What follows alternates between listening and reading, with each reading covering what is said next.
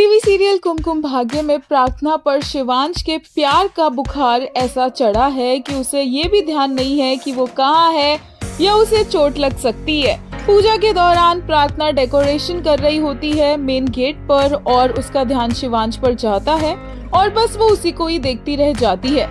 इसी वजह से उसका पैर फिसलता है और वो गिरने भी वाली होती है, लेकिन शिवांश भी प्रार्थना को ऐसे तो गिरने नहीं देगा और एकदम सही मोमेंट पर वो उसे कैच कर लेता है और बचा लेता है और दोनों का आई कांटेक्ट होता है। प्रार्थना तो वैसे ही शिवांश की आंखों में खोई रहती है और यहाँ पर शिवांश भी। बुआ माँ जब शिवांश को आवाज मारती है तो वो घबराकर फटाफट प्रार्थना को नीचे उतारता है और बोलता है कि वो 15-20 मिनट्स में रेडी होकर आ रहा है। शिवांश को इस तरह से हड़बड़ाता हुआ देखकर प्रार्थना और ज्यादा शर्मा जाती है और बुआ माँ इन दोनों को इस तरह से देखकर काफी ज्यादा परेशान हो जाती है, क्योंकि वो बिल्कुल नहीं चाहती है कि इनका रिश्ता आगे बढ़े।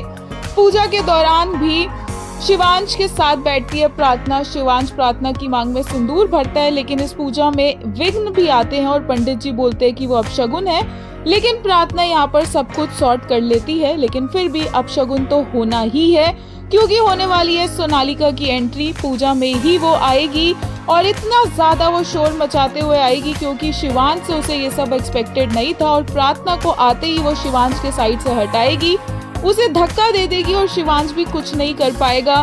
शिवांश का भी वो कॉलर पकड़ लेगी और पूरे घर को तहस नहस करेगी, सारी चीजें इधर से उधर फेंकती जाएगी और फिर वो बुआ माँ को भी बोलेगी कि मुझे आपसे ये उम्मीद नहीं थी, आप सबने मिलके मुझे धोखा दिया है। प्रार्थना उसके लिए पानी लेकर आएगी, लेकिन वो फिर से प्रार्थना को धक्का दे देगी और पानी का ग्लास भी गिरा देगी।